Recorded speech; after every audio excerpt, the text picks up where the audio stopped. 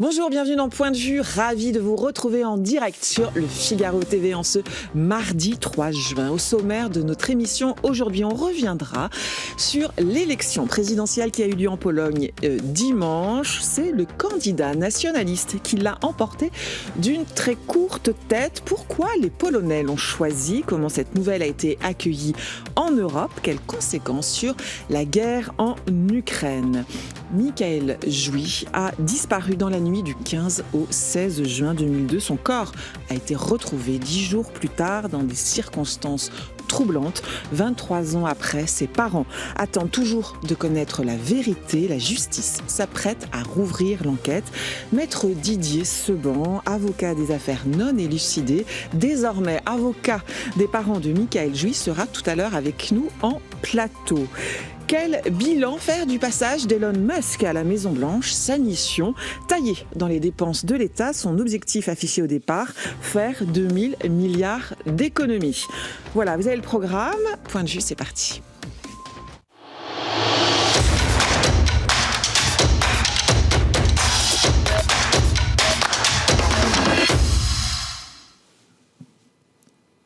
Bonjour Jacques Rupnik. Bonjour.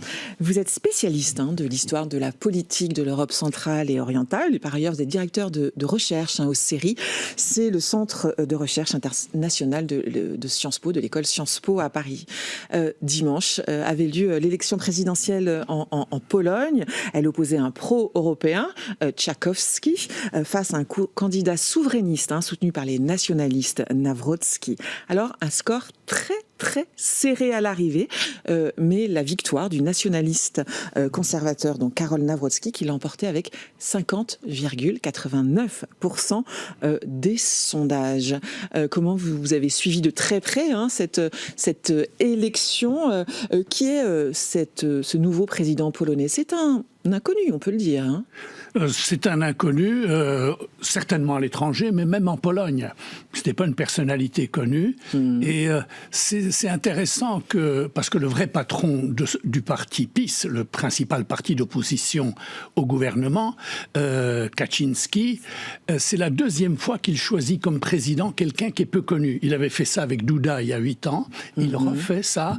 Il choisit une personnalité en dehors du parti, mais qui a les moyens de convaincre peut-être des électeurs qui n'auraient pas voté pour le parti. Quelle est derrière ça la tactique, l'idée? C'est de proposer quoi? Un candidat neuf aux Polonais, c'est ça? Alors, il y a l'idée du neuf, effectivement. Renouveau de génération, parce qu'il faut dire que la génération Tusk, Kaczynski... Tusk est le Premier ministre de la coalition. Voilà, Tusk, Premier ministre libéral pro-européen, il était déjà Premier ministre il y a 20 ans.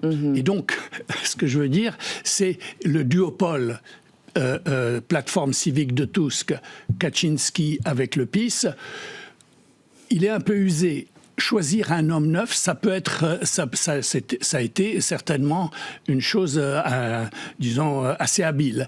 Mais ce qui a surtout marché, c'est que le candidat a réussi à mobiliser un électorat, surtout un électorat sur sa droite, car au premier tour, il était derrière Tchaikovsky, il était derrière le candidat libéral. Mais il y avait 20% de réserve, en quelque sorte, de voix sur sa droite, avec des candidats, un qui est vraiment la droite dure, et un autre, on peut dire, carrément une droite fasciste. Alors, sur quelle campagne, quelles ont été les idées que ce candidat a proposées aux Polonais et qui l'a emporté? Réaffirmer la souveraineté de la Pologne, la nation, les valeurs traditionnelles. Donc là, on voit...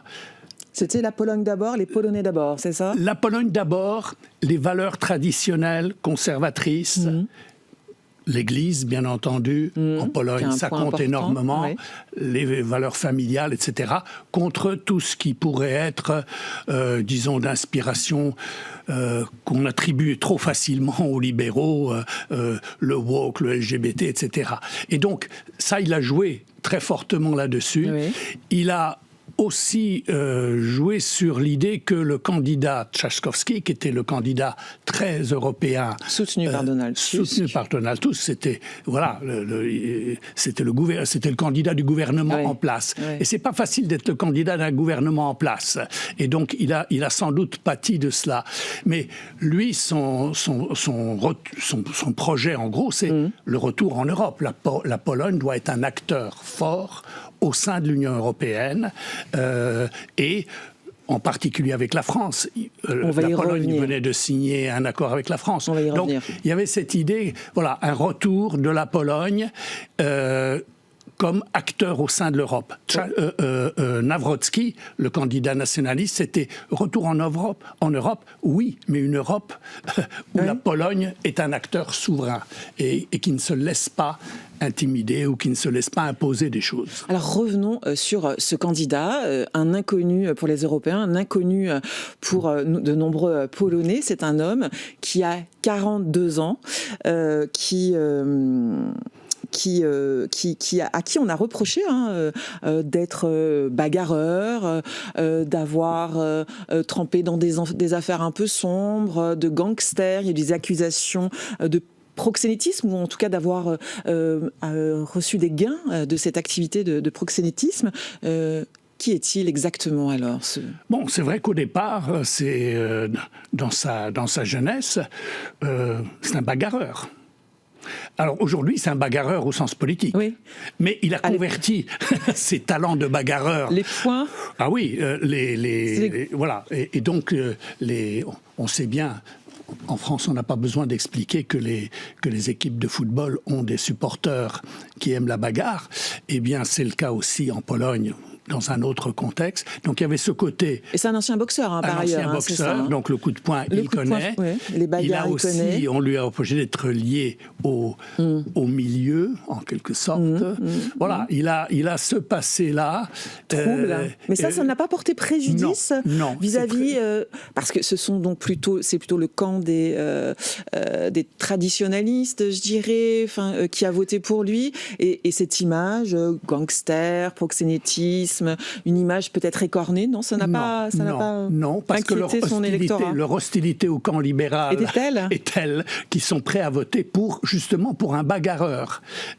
C'était plutôt positif. Je crois que ça a joué en sa faveur. On l'a vu dans les débats télévisés, on l'a vu dans les formules qu'il emploie. Et voilà, c'est pas un théoricien, c'est pas quelqu'un qui a une philosophie politique très élaborée.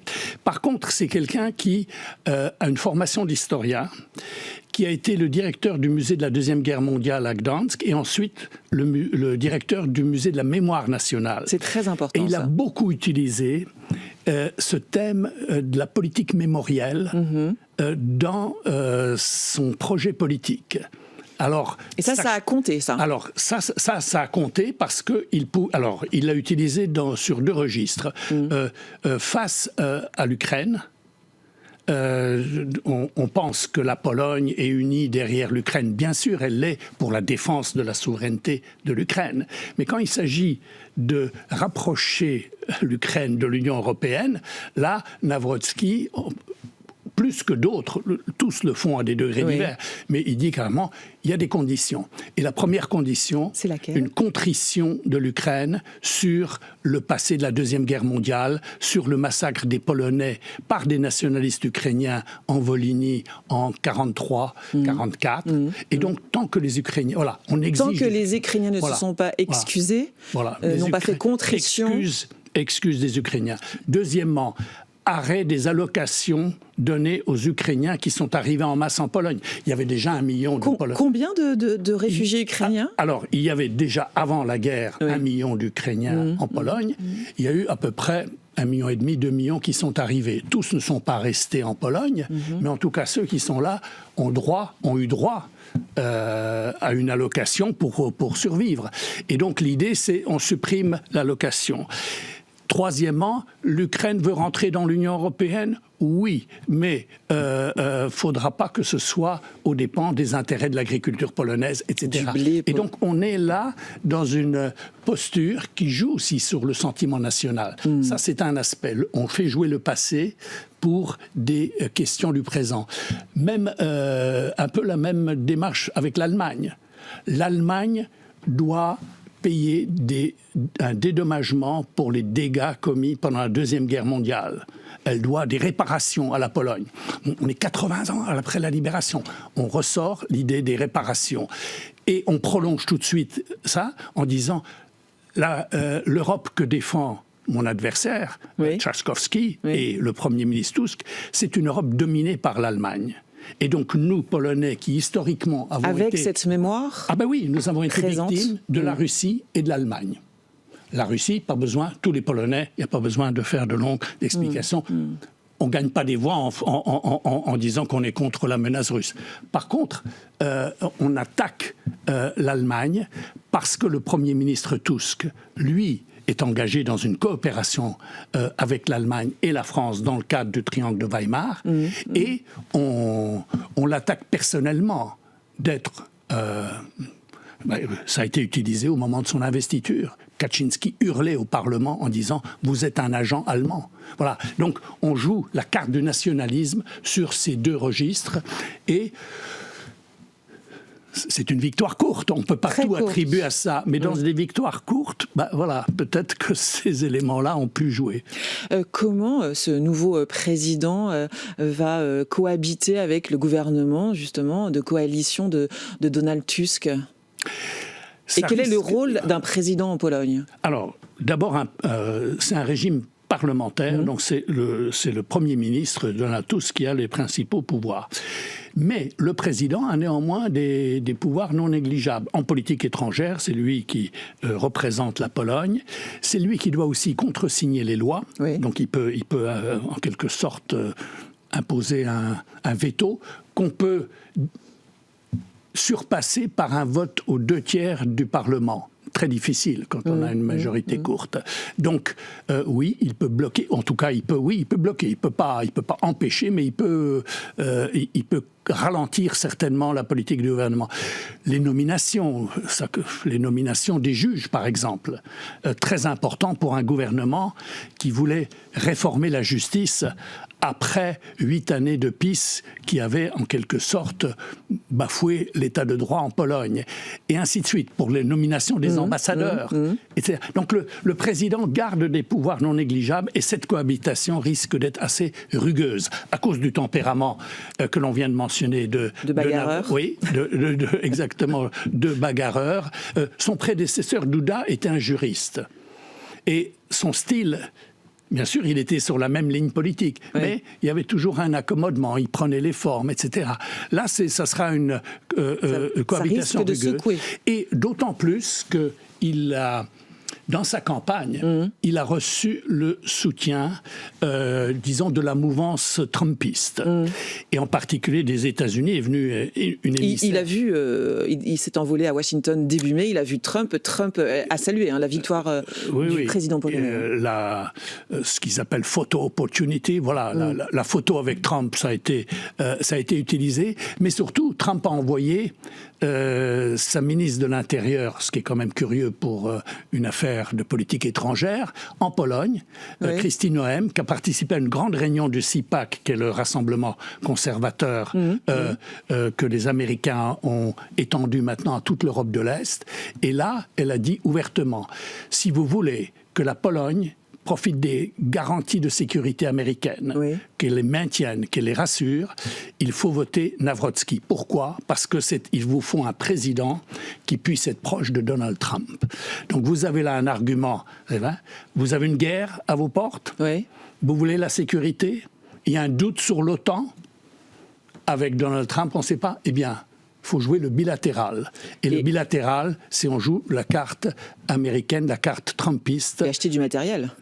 Acheter du matériel au passage, ça j'allais dire, ça va presque de soi, mais l'idée qu'il y a une mouvance trumpiste qui s'étend. On connaissait bien sûr Viktor Orban, le premier des trumpistes, qui a salué, qui a salué cette victoire. Il y avait le cas roumain où Simion, le candidat malheureux d'élection roumaine, a aussi eu l'investiture. Et lui aussi est allé à Washington. Il n'a pas eu la photo avec Trump, mais il est allé au CPAC chez les conservateurs.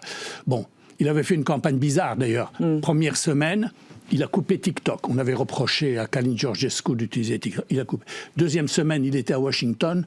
Troisième semaine, il était au mont Athos pour se recueillir en Grèce. Bon, il a perdu. C'est peut-être qu'il avait perdu aussi 3 semaines de campagne. Mais Nawrocki oui. a été à la hauteur de l'investiture trumpiste. Quelles conséquences sur le conflit Ukraine-Russie de l'élection de ce nouveau président ? Je pense qu'il n'y a pas une conséquence immédiate sur le plan militaire, sécurité. Oui. Le soutien militaire, ça ne va pas changer. Par contre, c'est le soutien à l'initiative européenne. J'ai parlé du groupe de Weimar, c'est-à-dire France, Allemagne, Pologne, comme ossature, comme axe d'une stratégie européenne face à la guerre. Il y a une incertitude sur Washington, sur Donald Trump, qui ne sait pas s'il doit s'entendre avec Poutine ou comment. Il y a bien sûr la menace à l'Est. Que fait l'Europe ? Et donc il y avait le groupe de Visegrad, plus les Britanniques et les Nordiques. C'était ça un peu l'idée. Et là, bien sûr, le groupe de Visegrad, le groupe Weimar ouais. Sera affaibli. Et mon lapsus, le groupe de Visegrad, c'est-à-dire la coopération centre-européenne, avec Orban, avec Fico en Slovaquie, etc., risque d'être renforcé. Hier, plusieurs dirigeants européens, comme le président français, le président allemand, ont réagi. Ils ont demandé au nouveau président à respecter une Europe, ils ont employé souvent la même expression, respectueuse de l'état de droit. Ça, c'est pour Emmanuel Macron. Le président allemand a appelé, lui, à coopérer sur la base de l'état de droit. Pourquoi cette mention ? Qu'est-ce qui craignent les présidents allemands et français ? Le principal contentieux dans la politique polonaise, c'était l'enjeu des dernières élections législatives, c'est la question de l'état de droit. La façon dont le gouvernement du PiS avait, en gros, mis la main sur la justice, sur la Cour constitutionnelle d'abord, en nommant les juges, puis sur la Cour suprême, etc. Et donc, pour l'Europe, la question de l'état de droit est fondamentale, puisque ce qui nous unit dans un espace commun, c'est le respect de l'état de droit. Si dans nos relations économiques, politiques et autres, l'état de droit est bafoué dans un pays, ça pose un vrai problème pour les autres aussi. Donc ça a été un enjeu intérieur polonais, mais c'est aussi un enjeu européen, d'où l'avertissement qui est né. Et pourquoi Nawrocki ? Puisque c'est lui qui contresigne les lois, puisque c'est de lui que vont dépendre les nominations de juges, etc. La réforme de la justice qui est en cours pourrait être bloquée par le nouveau président, et donc les Européens lui signalent tout de suite qu'ils vont regarder de très près, n'est-ce pas, à ce que cette remise à niveau de l'état de droit en Pologne ne soit pas entravée. La France et la Pologne ont signé très récemment, c'était début mai, le traité de Nancy. Historiquement, la France et la Pologne ont des relations très fortes. Oui, historiquement, bien sûr, c'était on ne sait plus jusqu'où il faut remonter dans l'histoire, mais certainement, si vous voulez, aux guerres napoléoniennes, puisque tout ce qui concernait une attaque contre la Russie impériale était considéré comme un plus pour l'indépendance de la Pologne. Le traité de Nancy, c'était un renforcement de la coopération, c'est ça. C'était renforcer la coopération, faire un traité qui soit le pendant du traité que la France a avec l'Allemagne. Pas tout à fait au même niveau, mais en gros, c'était ça l'idée. Montrer, valoriser cette relation-là. Et c'est vrai que depuis 1989, il y a eu plusieurs tentatives, mais elles n'ont pas été très abouties, de reprendre la relation historique très forte. Et à l'époque de Bronisław Geremek, quand il était ministre des Affaires étrangères en particulier, ça a été, il y a eu des tentatives, elles n'ont pas abouti. À l'époque du PiS, c'était le contraire. Oui. Le gouvernement Kaczynski était au contraire dans une posture plutôt anti-française. Il soutenait Marine Le Pen dans les élections présidentielles françaises. Donc ça n'arrangeait pas les relations avec le président français. Bref, là, il y a un gouvernement qui est en phase avec celui de la France. On va voir si le nouveau président s'adapte, disons, à cette nouvelle lune de miel entre Paris et Varsovie. On va voir les premiers pas de ce nouveau président polonais. Ça va être très intéressant à suivre. Merci beaucoup, Jacques Rupnik, d'avoir été avec nous et de nous avoir éclairé sur la Pologne et cette élection.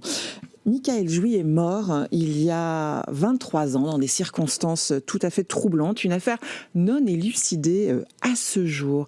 J'avais reçu sur ce plateau la lieutenant-colonel de gendarmerie Marie-Laure Brunel-Dupin. Elle était venue nous parler de la division des affaires non élucidées, nous raconter son travail. Et je recevrai ensuite Maître Seban, c'est lui qui est désormais l'avocat des parents de Michaël Jouy. On travaille sur des affaires très anciennes et inactives, des affaires anciennes et actives, mais aussi des affaires très contemporaines, notamment par les sciences du comportement. Parce que vous êtes effectivement analyste comportemental. Ça veut dire que vous intervenez avec vos équipes en appui, c'est ça, des équipes d'enquête ? Oui, on intervient en appui des unités recherche de la gendarmerie pour les aider sur des spécialités qui n'existent qu'à la Diane et pour lesquelles ils ont besoin de recourir parce que le crime est complexe, parce que nous avons des techniques particulières et donc on vient s'associer à eux pour tenter d'élucider ces crimes. Sur ces affaires contemporaines, on utilise finalement nos 20 ans d'expérience sur des affaires anciennes élucidées ou non pour essayer de faire le meilleur avec les affaires contemporaines. Bonjour Maître Didier Seban, vous êtes avocat, vous êtes spécialiste des affaires non élucidées, l'affaire Estelle Mouzin, l'affaire des disparus de Lyon. Aujourd'hui, vous êtes l'avocat des parents de Michaël Jouy. Alors Michaël Jouy a été retrouvé mort, c'était le 25 juin 2002, c'est une mort très mystérieuse, un corps très abîmé, on va y revenir dans le détail. Un non-lieu avait été prononcé en 2022, mais la justice vient de décider de rouvrir l'enquête 23 ans après les faits. Pourquoi cette réouverture d'enquête ? Quels sont les éléments qui permettent cette réouverture ? C'est un jeune homme qui disparaît à la suite d'une fête. En se rendant, Michaël se retournait à son domicile, au domicile de ses parents, où il vivait encore. Le chemin est connu de lui, c'est sa région, c'est son lieu de vie. Et puis, on va le retrouver quelques jours après, même une dizaine de jours après sa disparition, sur un endroit d'épuration, enfin une zone... Une station d'épuration. Évidemment, cette mort interroge. Alors les parents d'abord font confiance aux gendarmes qui mènent l'enquête, qui ont fait des recherches. Un hélicoptère est passé sur la zone. Il y a eu de multiples battues et recherches pour retrouver Michaël.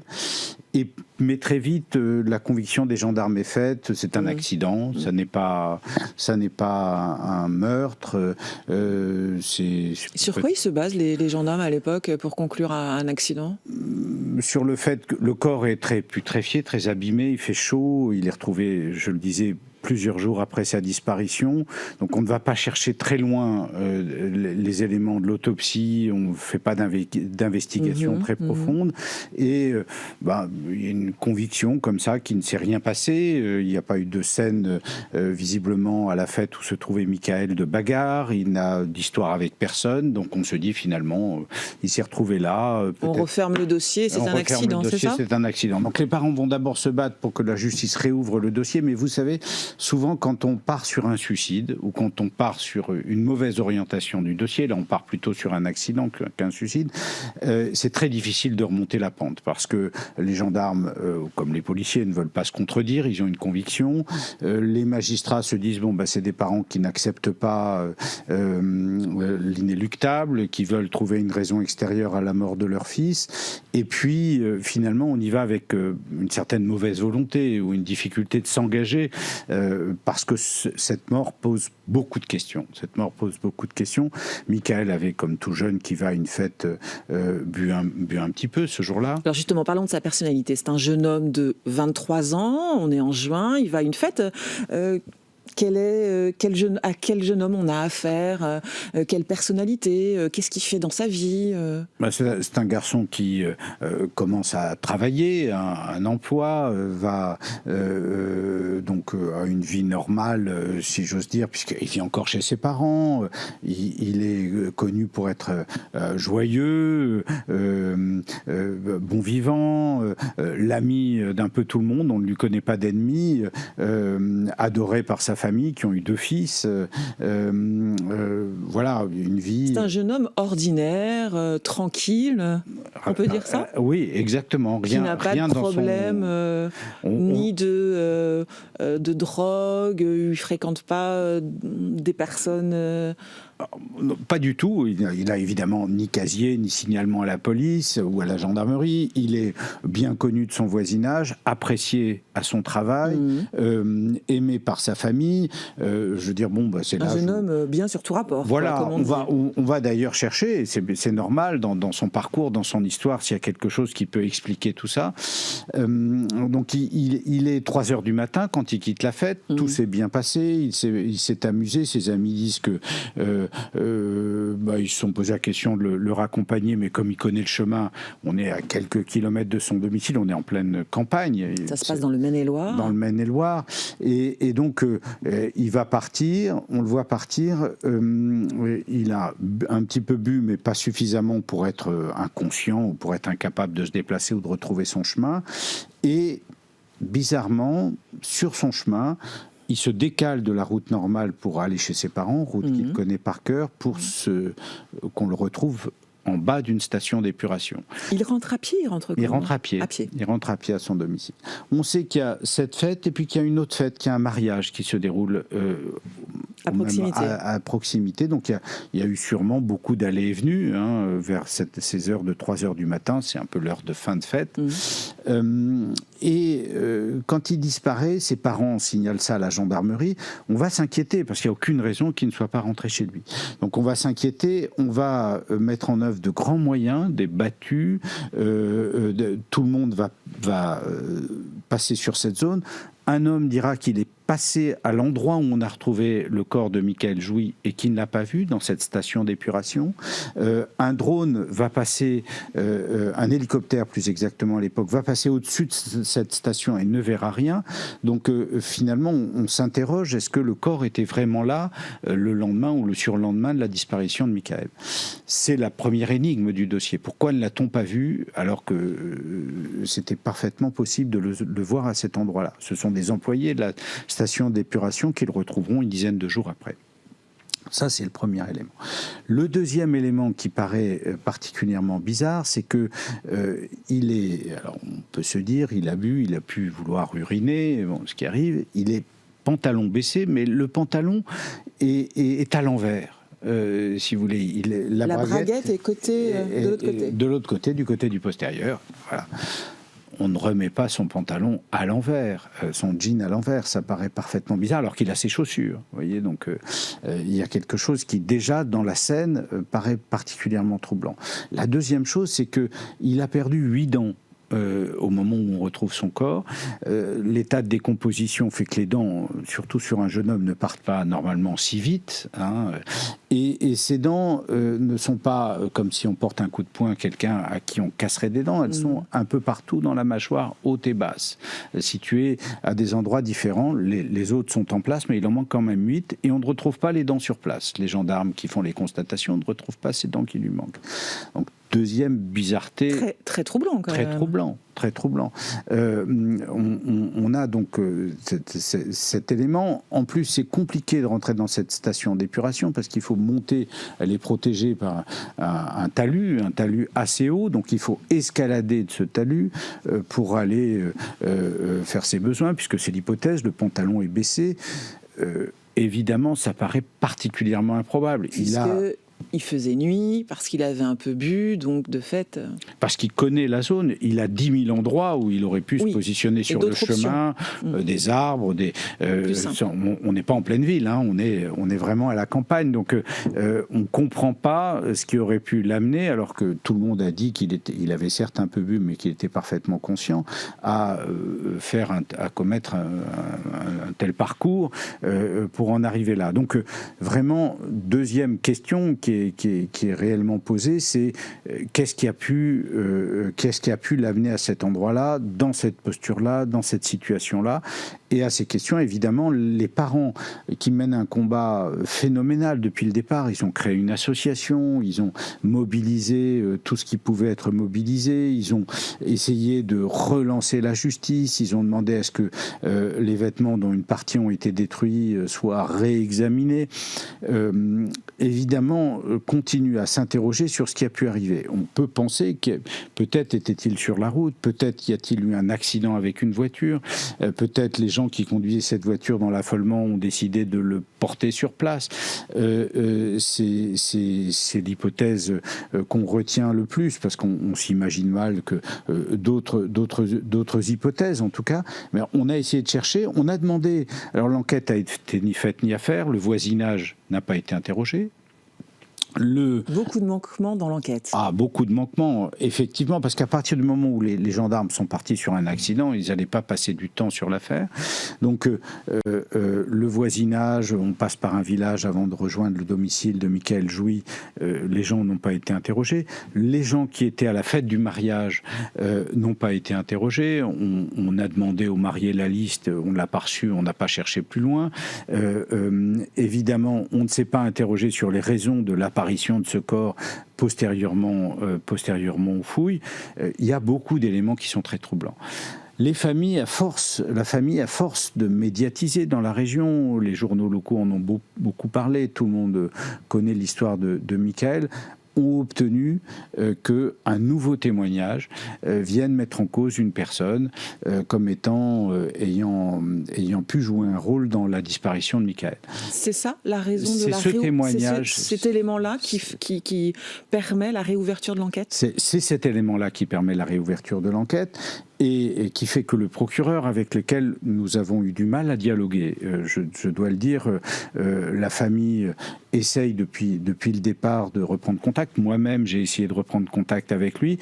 On a découvert par la presse locale que l'enquête avait été relancée et que des auditions avaient eu lieu. Il doit nous recevoir demain, le procureur de la République. Donc nous espérons... Demain, avec les parents de Michaël, c'est ça? Vous allez le voir. Frère et le frère de Michaël.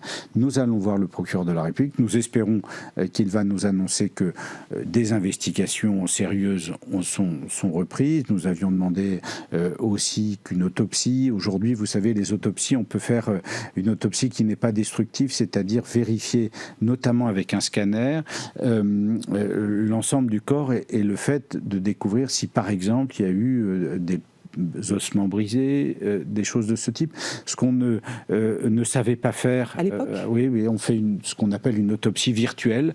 Donc ça pourrait montrer d'éventuels coups portés sur Michaël, donc la présence d'un tiers. L'intervention d'un tiers. Donc, par exemple, cette demande-là, qui est aujourd'hui très pratiquée dans beaucoup d'autopsies déjà réalisées, d'affaires de ce type, nous avons demandé à ce que ça soit mis en œuvre.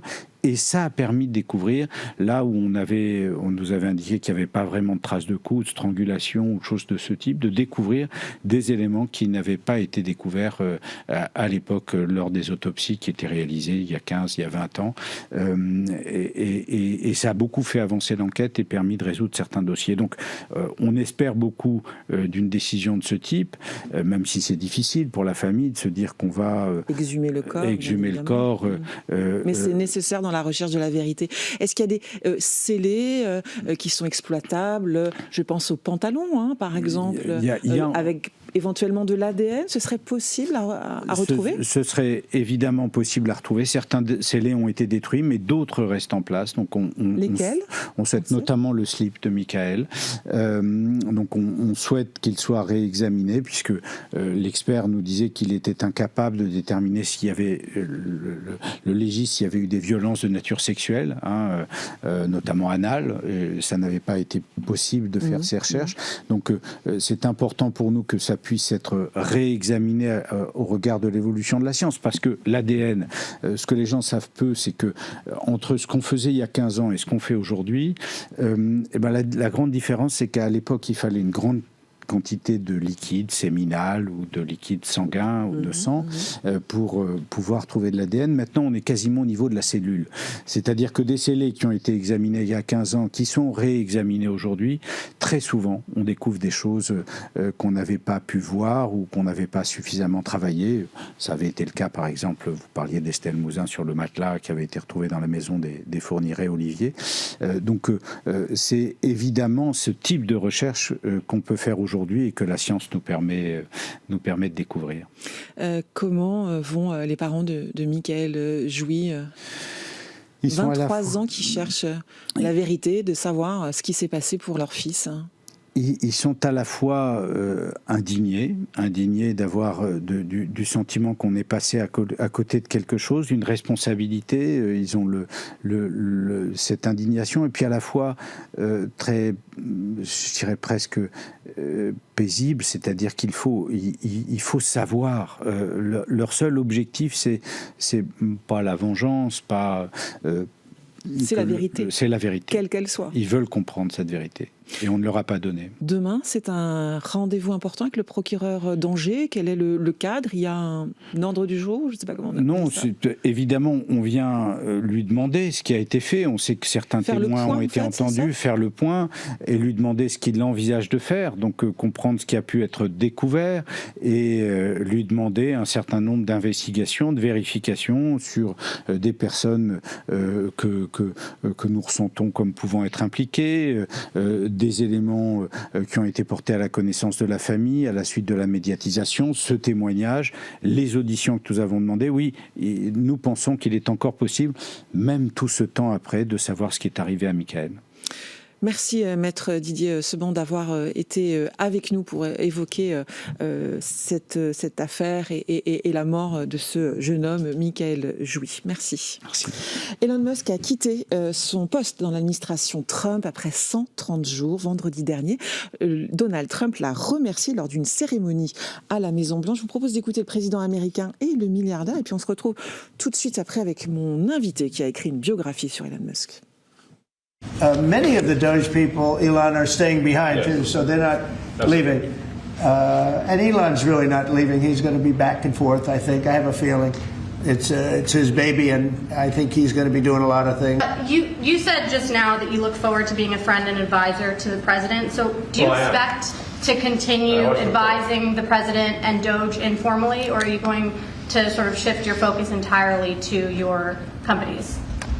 Well, I expect to continue to provide advice whenever the president would like advice. I hope so. I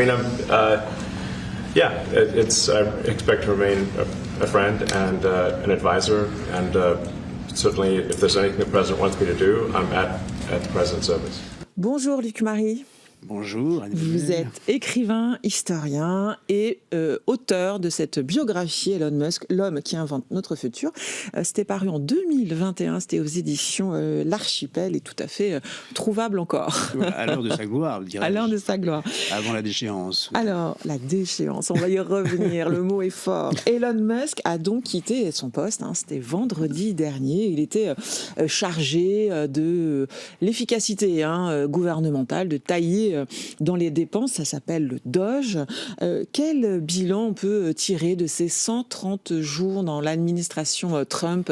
L'objectif, c'était 2000 milliards... 2000 milliards de dollars. De dollars. Ah, effectivement, apparemment, l'objectif n'a pas été réalisé. Parce que si on fait les comptes, c'est combien? Si on fait les comptes, c'est 170 milliards de dollars. 170 milliards. Mais autrement, ça a eu d'autres dégâts que des dégâts matériels, fiscaux, etc. C'est-à-dire que Musk, auparavant, c'était l'homme providentiel, l'homme qui avait le sens du futur, l'homme qui avait le sens des affaires. En l'espace de 130 jours, les 130 jours les plus noirs de sa vie, l'homme providentiel s'est transformé en homme pestilentiel, pourrait-on dire. Le sens du futur, s'il sait anticiper le futur à long terme, il ne sait pas anticipé, enfin, il ne sait pas bricoler le présent, ou plutôt, il n'a pas le sens véritablement de l'humain, le sens du social. Et là, c'est là qu'on a vu que, bon, c'est un peu un homme à deux visages. C'est un peu une espèce de dieu Janus qu'on a vénéré quand j'ai publié ma biographie en 2021. Oui, mais c'est vrai qu'il a un aspect de lui, enfin, une forme de génie quand même. Hein. On ne peut pas lui enlever ça. Hein. Oui, mais la folie des grandeurs a tendance à l'emporter un peu sur le génie créateur. Et on va revenir sur tout ça. Quelle est la raison officielle de ce départ? Qu'est-ce qu'on en sait? C'est ce qui est vraiment à l'initiative? C'est un peu un tout. D'abord, il y a des failles, il y a eu des obstacles. Ouais. Le premier obstacle, c'est lui-même, d'ailleurs. Ce n'est pas dans son ADN. Je disais... Musk a peut-être prévoir l'avenir à long terme, mais il n'a pas le sens politique. Il n'a pas ça dans son ADN. Oui, c'est pas dans sa boussole. Hein. Voilà. C'est un entrepreneur. C'est un entrepreneur. Il peut pas gérer un pays comme il a géré des entreprises. Il a peut-être bâti un empire industriel, mais rebâtir un pays, surtout qui se présente non pas en dirigeant, mais en conquérant, comme si il voulait imposer ses réformes. J'ai l'impression d'un Caligula, de la techno-politique, après avoir été le Walt Disney de l'espace. Et alors, l'obstacle, ce n'est pas dans son ADN, déjà. Mais il y croyait vraiment d'être efficace, au gouvernement, où il y avait aussi un peu l'idée, quand même, d'être très proche de Trump. Hein. Il l'a soutenu dans sa campagne pour faire aussi avancer tout simplement son business. Non, mais il y croyait au départ. Il y croyait vraiment, au premier degré. Je suis pas dans sa tête. Bien sûr. Mais certes, mais cette république au départ, c'est une république diarchique, oligarchique, onirique, pourrait-on dire. Et il y a une espèce d'illusion lyrique là, qui a duré 130 jours, qui finalement été les 130 jours les plus noirs de sa vie. Parce que même SpaceX a chuté de 130 milliards de dollars. Voilà, quel est effectivement, vous dites, les 130 jours les pires de sa vie?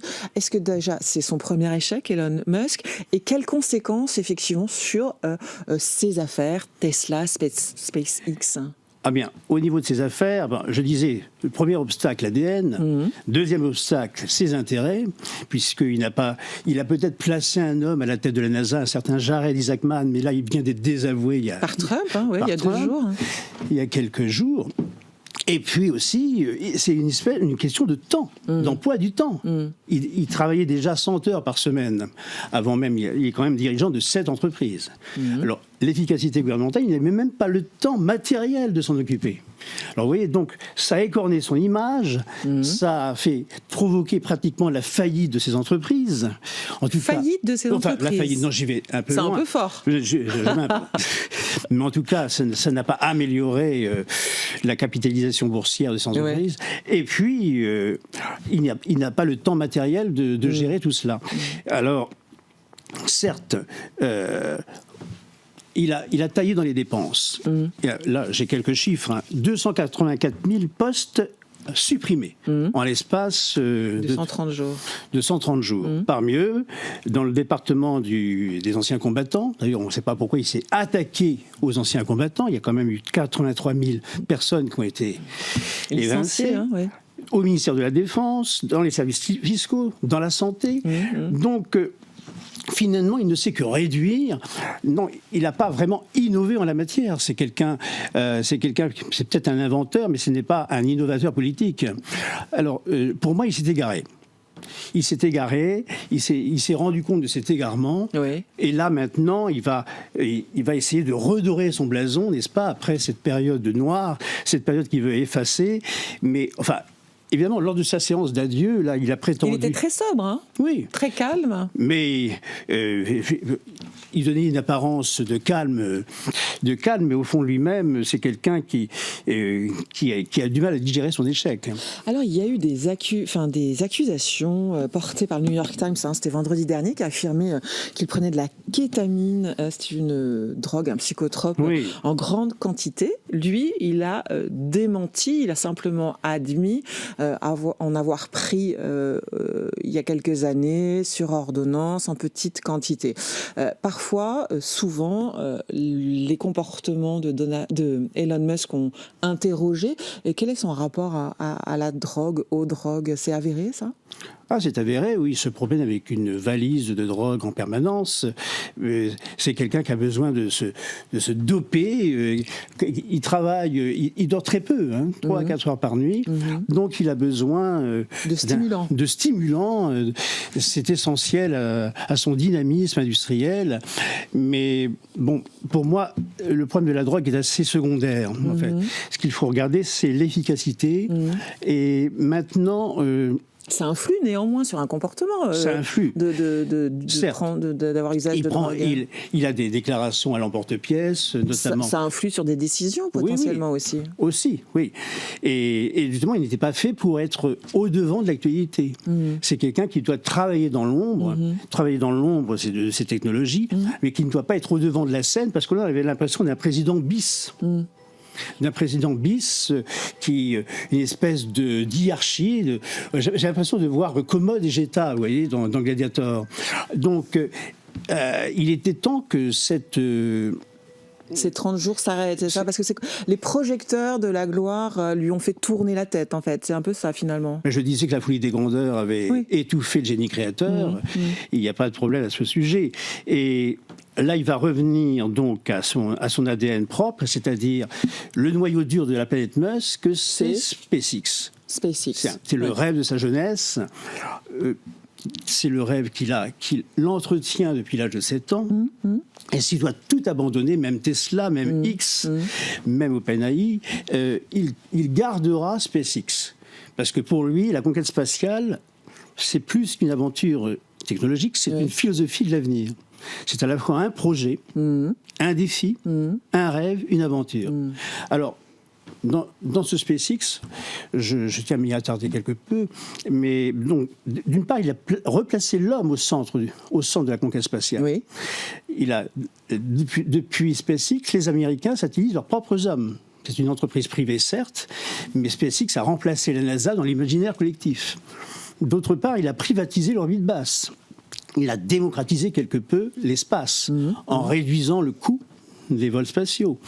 Et il a, pourrait-on dire, avec Jeff Bezos, innové en matière de récupération des boosters. Et puis aussi, il a renoué avec l'esprit pionnier. Qu'on a vu, cher aux Américains, qu'on a vu lors de l'investiture de Donald Trump. Conquête de la frontière, une nouvelle frontière, le concept de nouvelle frontière, de nouvel espace, et notamment le 21 janvier, Donald Trump a dit clairement qu'il voulait planter le drapeau américain, non pas le drapeau de la Terre, sur Mars. Donc il se pose en conquérant un nouvel esprit pionnier. Il y a une espèce de nouvel expansionnisme, vous voyez, spatial et même territorial, parce qu'il lorde sur le Canada, le Groenland et tout. Mais ça, je mettrai ça de côté. Mais Musk, son grand rêve, s'il n'a qu'un seul rêve, c'est de décrocher la planète Mars. Alors pour lui, pourquoi ? Parce que l'avenir de l'humanité en dépend. Parce qu'il considère que la survie de l'humanité passe par... aller habiter une autre planète, c'est ça ? Par, l'expansion dans l'espace. Puisqu'on peut considérer qu'on ne peut pas mettre tous nos œufs dans le même panier. Vous voyez, pour lui, la Terre est trop petite pour les terriens. Et il nous faut une planète B. Il faudrait terraformer Mars à long terme, etc. Mais si on veut survivre, si on veut échapper à quelques menaces spatiales, d'astéroïdes, de comètes et autres, il nous faut multiplier les points de chute de l'humanité. Mars, vous savez, c'est 144 millions de kilomètres carrés. C'est à peu près la surface de la Terre sans les océans. Mais bon, il faut... on met très longtemps pour aller sur Mars à l'heure actuelle. Il nous faut 1 an pour y aller, 1 an pour revenir. C'est encore très... Mais bon, peut-être que dans l'avenir proche... Peut-être que ça va s'accélérer. Mais la fusée Starship de SpaceX, elle a explosé... 3 fois de suite, je crois. 3 fois de suite, mais il est habitué. Il est habitué, ça c'est pas... Oui, non, c'est pas un problème pour lui. Il tire toujours bénéfice de ses échecs. Entre 2005 et 2008, la première fusée, la Falcon 1, qui ne faisait qu'une vingtaine de mètres de haut, propulsée à l'oxygène et l'hydrogène liquide, a essuyé 3 échecs avant de réaliser, avant d'être vraiment satellisé. Il perdait $100 000 par jour et il a failli abandonner, mais La fusée Falcon 9, même chose, a essuyé 3 échecs consécutifs. Donc, ce n'est pas un problème immédiat. Donc là, c'est retour aux affaires. Son image a été clairement écornée. Quel regard les Américains portent sur Elon Musk? Elon Musk, depuis son fameux salut, qui a été interprété comme un salut fasciste, même si c'est un salut de victoire, même s'il n'a pas mesuré vraiment la portée de son geste, à mon avis, Elon Musk est considéré comme comme celui qui véhicule des idées fascisantes ou d'extrême droite. D'ailleurs, il soutient tous les mouvements d'extrême droite en Allemagne, l'AfD, etc., Orban en Pologne. C'est un nationaliste exacerbé. Qu'est-ce qui le fascine? Ah bien, parce que il faut revenir à sa jeunesse pour ça. C'est quelqu'un qui a choisi la nation américaine. C'est un Sud-Africain. C'est un Sud-Africain qui a survécu à l'apartheid parce qu'il vivait en vase clos. Il était quand même le souffre-douleur de sa classe, de son école, parce qu'il ne partageait pas les mêmes idées que ses camarades, ni les mêmes passions, ni les mêmes sports, etc. Et il s'est fait lui-même, il a débarqué dans le Nouveau Monde, c'est là dans le Nouveau Monde, d'abord au Canada, puisque sa mère était canadienne, à l'âge de 17 ans, sans argent, sans vraiment de point de chute, sans métier, et il a fait des petits métiers avant de créer sa première start-up, Zip2, une espèce d'annuaire en ligne, à l'âge de 24 ans. Donc, avec son frère, Kimball. Donc, c'est quelqu'un qui s'est fait lui-même. Donc, il est vraiment dans la mythologie américaine. Voilà. Donc, c'est le mythe parfait de l'Américain qui s'est fait lui-même. Et pour lui, si on réussit, c'est qu'on doit réussir. Ça veut dire c'est un destin quelque part. On est élu par. Voilà. Donc, il croit à sa bonne étoile. Ouais.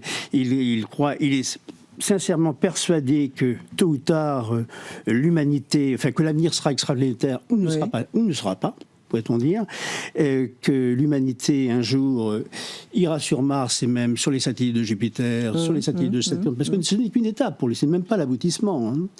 Il veut coloniser tout le système solaire. J'ai interviewé ces ingénieurs, c'est au-delà de Mars, c'est tout le système solaire. Nous sommes des futurs solariens, pourrais-je dire, d'après lui, et non pas seulement les futurs martiens. Et c'est ça qui le fait courir au-delà de l'argent, la gloire. C'est cette... L'argent, je dirais, l'argent est secondaire pour lui. Il court plus après la gloire, après son image, qu'après l'argent. Et c'est d'ailleurs une des raisons pour lesquelles il a quitté le Doge. C'est parce que son image était écorné plus que ses pertes d'argent, ses pertes à la bourse. Oui, parce que Tesla a pas mal divisé. Voilà. Il y a eu quand même aussi autour des voitures Tesla des propriétaires qui camouflaient le sigle de la marque. C'est devenu une marque éhontée, une marque qu'il fallait cacher. Donc, ça a pu l'impacter, ça a pu le chagriner. Son image est très importante. Ça, c'est là l'image a plus d'importance que le compte en banque. C'est pour lui tout est image. Même lors le seul lancement du 30 mai 2020, je ne sais pas si vous en souvenez, c'était il y a 5 ans déjà, le premier vol privé de SpaceX avec la Falcon 9. Les astronautes avaient des combinaisons spatiales made in Hollywood et la cabine de pilotage, c'était des écrans tactiles, c'était pour parler aux plus jeunes. Voilà. Avant de conquérir l'espace, il veut conquérir les âmes et surtout les âmes des enfants. Parce que pour lui, les enfants d'aujourd'hui, ceux qui ont 15-20 ans, ce sont les futurs martionnautes. Donc tout est fait pour parler aux futures générations. Et les embarquer dans ce projet, c'est ça un peu l'idée. Et voilà, c'est pour ça que je me disais, c'est l'obsession spatiale, c'est ce qui définit Musk. Quelle relation, on va terminer, on arrive à la fin de cette émission, quelle relation finalement il a avec Donald Trump? Est-ce que ce passage des 130 jours a un peu abîmé? Est-ce qu'on peut parler il a été quand même d'une amitié Une amitié, mais un peu déçu quand même, parce que Musk ne l'a pas soutenu pour tout, et puis lui-même ne partage pas les mêmes idées de Musk quant aux droits de douane, etc., au protectionnisme, à l'écologie, parce que en fait, il veut réconcilier aussi la technologie et l'écologie, Musk. Il croit à la croissance, mais la croissance ne passe pas par une réduction des potentiels technologiques. Son projet Hyperloop entre dans ce sens. Il prône aussi pour la fin de l'aviation, la fin du pétrole, l'après-pétrole. Donc c'est quelqu'un qui est très sensible aux problèmes écologiques. C'est quelqu'un aussi qui a beaucoup d'intérêt avec les Chinois. Oui, d'où son peu de... Oui. Donc il ne partage pas du tout les mêmes idées au niveau de la macroéconomie. Et bon, mais ça s'est servi de l'autre pour sa promotion. Merci Luc-Marie.